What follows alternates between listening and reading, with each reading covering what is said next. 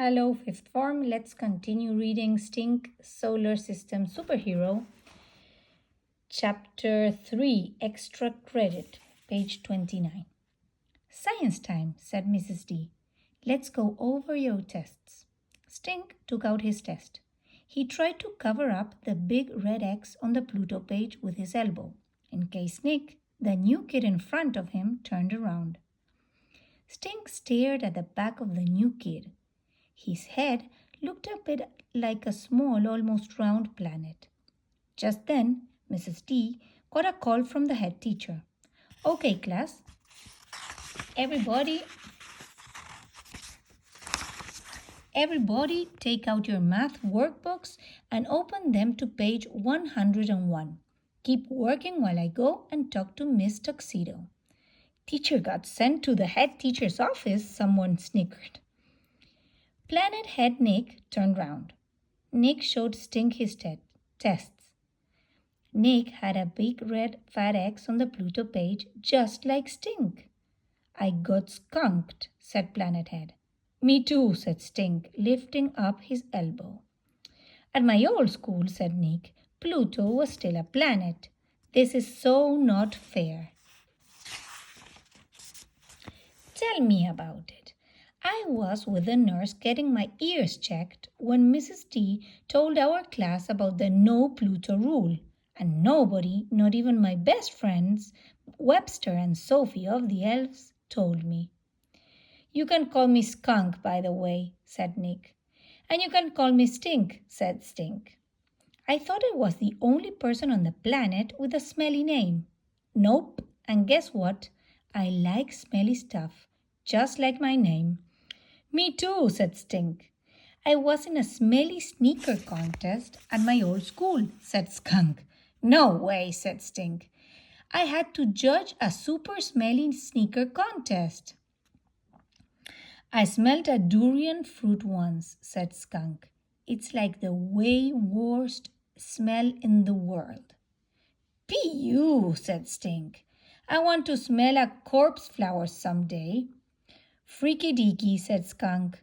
Double freaky deaky, said Stink. At my old school, said Skunk, but back when there were still 9 planets in the solar system, my science book had this neat trick for how to remember them.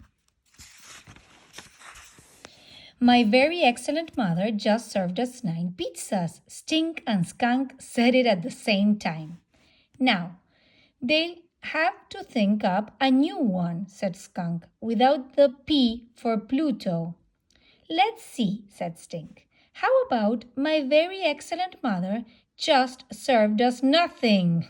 Skunk cracked up.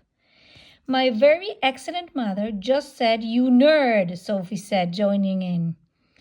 Many vampires eat mothballs, just so you know, piped Webster. Those aren't even the right letters, said Skunk, chuckling. Many vampires, said Webster, eat macaroni jam sandwiches, said Sophie. Unless naked, Stink finished. Skunk laughed. Hey, that doesn't even make sense. Wait, I've got it, said Stink. My very educated monkey just spoke utter nonsense. Good one, said Skunk. You get extra credit for that one. I wish, said Stink. Hey, we should make up a new saying for real to remember the planets, including the 3 dwarf planets.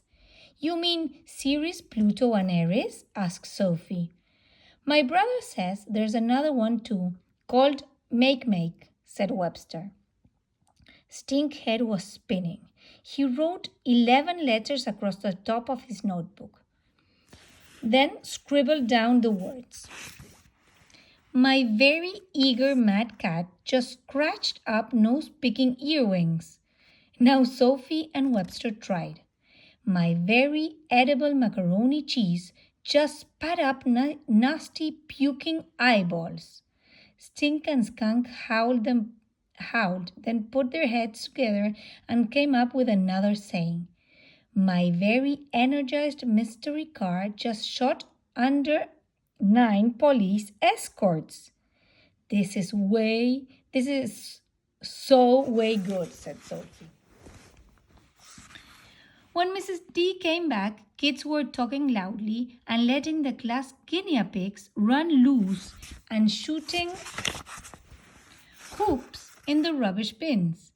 Mrs. D blinked the lights. She clapped her hands 5 times. Class 2D took their seats and clapped their hands 5 times in response.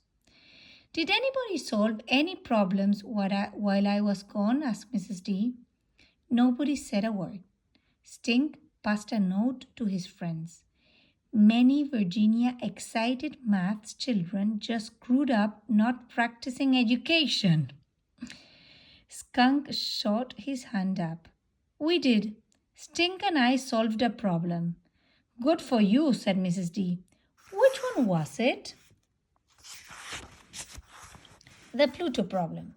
The Pluto problem? Mrs. D flipped through the pages of her teacher's edition maths book. It's not a maths problem. It's a science problem. Even better, said Mrs. D. It's time for science anyway. Stink and Skunk told the class all about the new saying they'd made up. Riley Rottenberg raised her right hand. She was wearing a t-shirt that said Space Cadet and calling, oh, like she had a mayor's stomachache. Riley, did you have something you wanted to say? By now, Mrs. D should have known that Riley Rottenberg always had something to say. There's a real saying for the dwarf planets, said Riley. A girl made it up and won a contest. And it isn't about a mystery car or police. It's my very excellent magic carpet just sailed under 9 palaced elephants. Thanks for letting us know, Riley. That's very creative.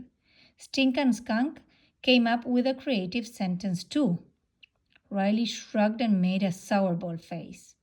Boys, come and see me after class, said Mrs. D, and we'll see what we can do about those red X's. And here you have the comic. My very excellent mother just served us 9 pizza, the mnemonic comics for the M Mars. Question. Why does Stink want you to play basketball on Mars? The answer. Boing! He could jump super high because the gravity on Mars is only 1/3 of that on Earth. Question.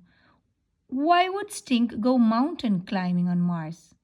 Answer. Because Olympus Mons, a Martian volcano, is 3 times as tall as Mount Everest. That must mean that a Yeti on Mars has 3 times as much hair.